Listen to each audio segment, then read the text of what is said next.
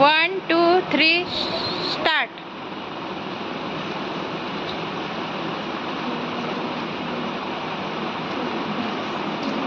हा बघा, कोणती बॉटल आधी रिकामी झाली? गोल गोल फिरवणारी. आणि जी सरळ ठेवली होती ती बॉटल उशिरा रिकामी झाली. म्हणजे त्या बॉटलमधून, ज्या बॉटलमधून हवा लवकर बाहेर पडली आहे की नाही, त्याच्यामधलं पाणी लवकर रिकामा झाला. काय होते, बॉटल जेव्हा आपण पकडतो उलटी, हवेचा दाब राहतो, ठीक आहे. तर अनुष्काने जी बॉटल फिरवली गोल गोल, त्याच्यामध्ये काय झालं? काय झालं? पाणी लवकर बाहेर पडलं.